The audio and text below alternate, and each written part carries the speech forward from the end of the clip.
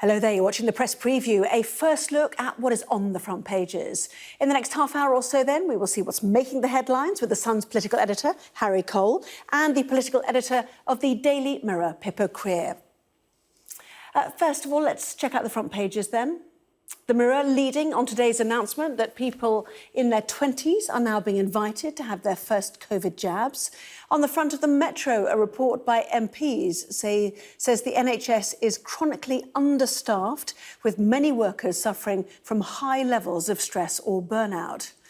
The Guardian says rebel Tory MPs are considering legal action after their attempt to overturn cuts to the international aid budget was blocked. The FT reports that G7 countries are planning to focus on Amazon's cloud computing business to ensure the company pays more tax.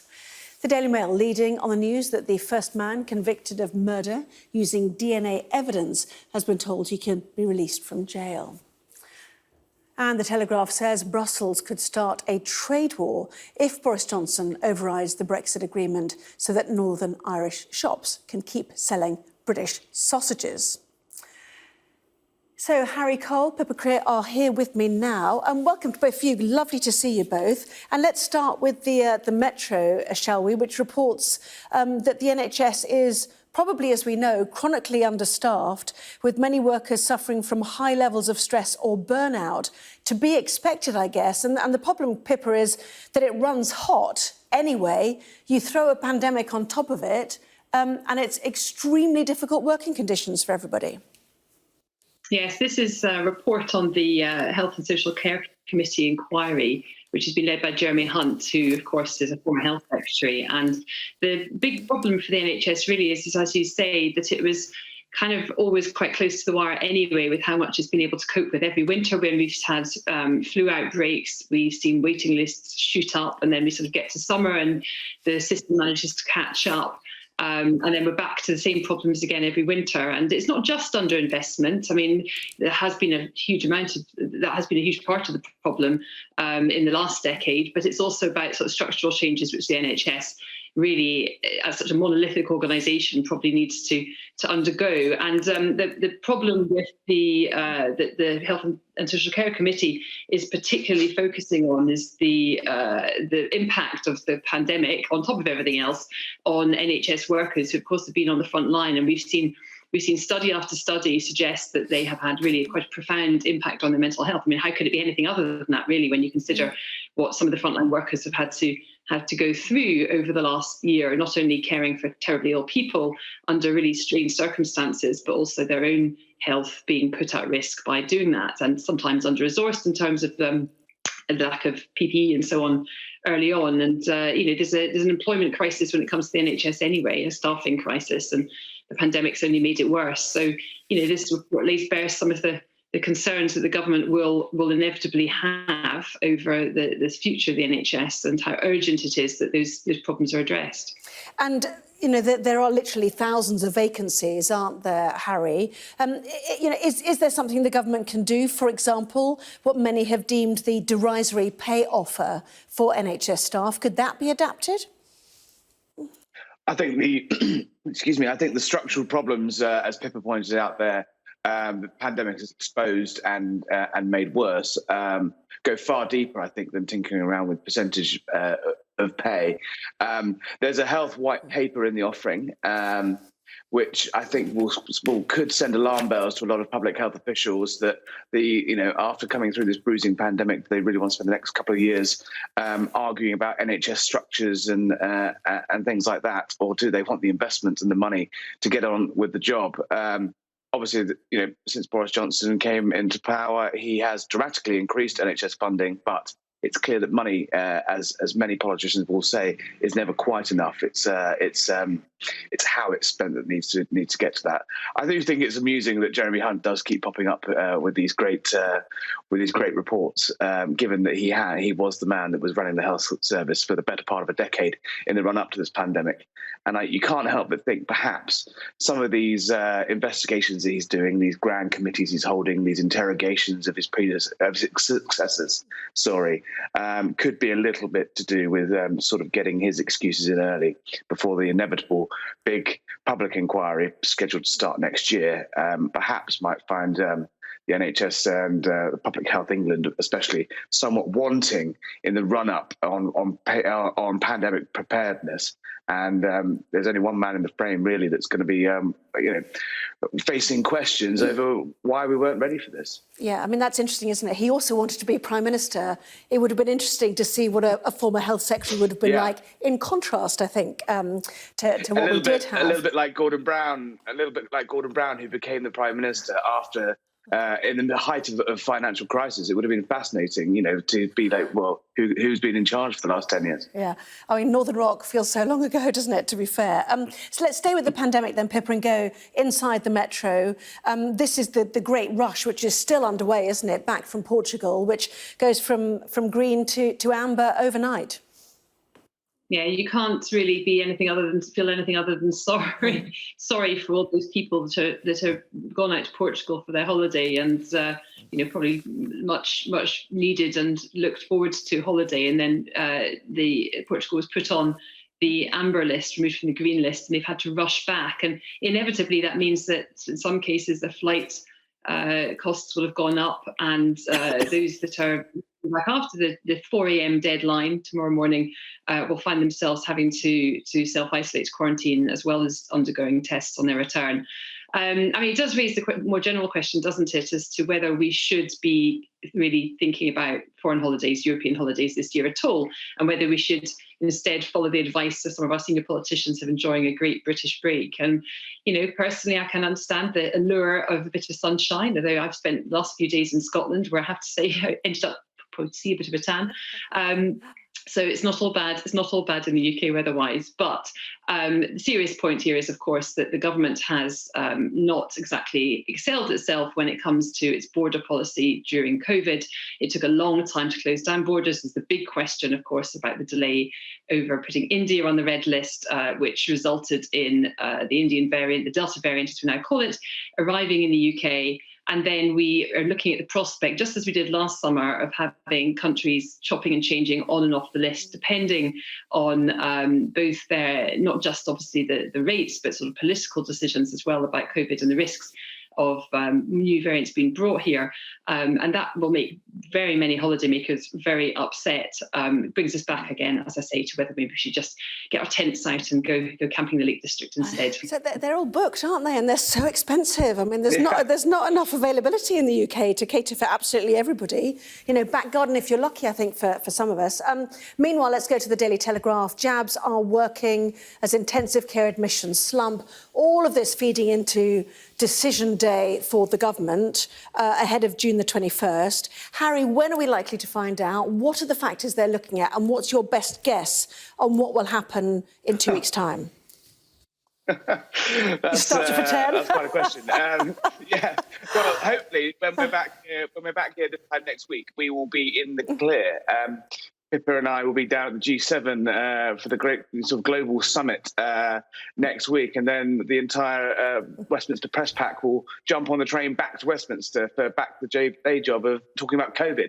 So they're waiting to the last possible minute to make the decision, which is going to be next Monday afternoon. The data that proves definitively one way or the other could take a few more weeks to come. Whether hospitals do. Whether the jab has broken that crucial link between hospitalizations and cases. Case rates are going up. Hospitalization rates are currently flat. But as we know from our epidemiology 101 over the last year, there's a lag of about 2 to 3 weeks on hospitalization. So if you think back to 3 weeks ago, case levels were incredibly low. Then the Delta variant came along, and that started to tick up now. It's now back up to quite serious levels.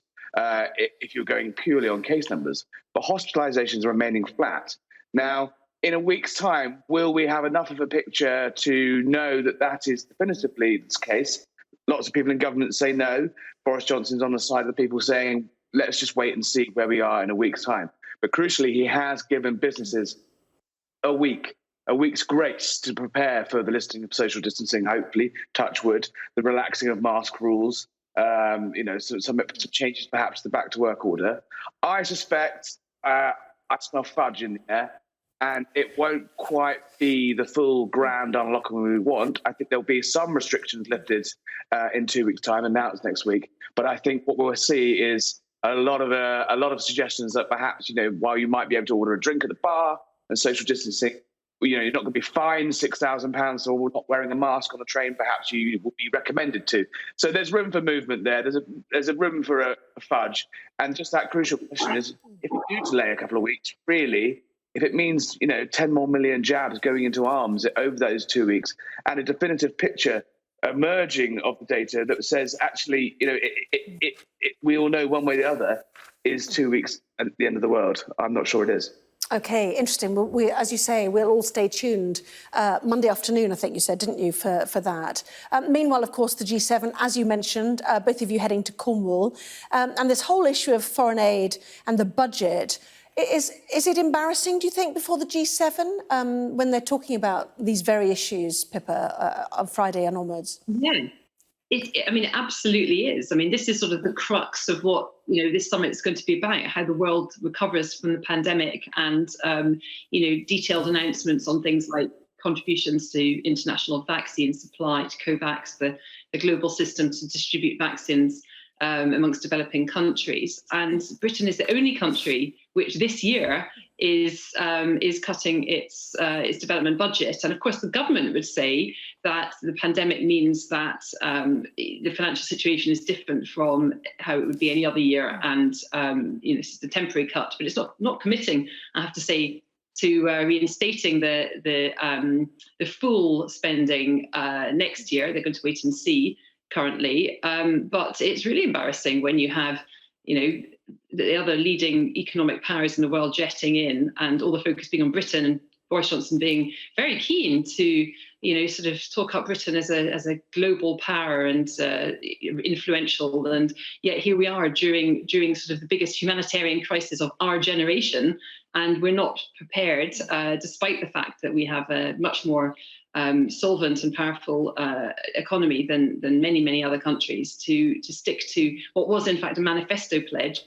And of course, the Tory MPs, lots of them obviously see it this way too. And despite Boris Johnson's stonking majority, are threatening to rebel. And while the vote, which we look likely to have tomorrow, is not a binding one, plenty of those Tory rebels are keen to put the pressure on and to make sure that they do get a binding vote at some point. If they don't, it'll be an embarrassment for the government in international eyes. Yeah, we'll see what the likes of Theresa May, Jeremy Hunt, Damien Green, etc. will have to say about that. We will stay tuned to that too. OK, I'll come back on that. Come back on that. I know, I'm itching to, I can see. Still to come, though, the United States has approved the first new drug for Alzheimer's in 20 years. We will be talking about that after the break.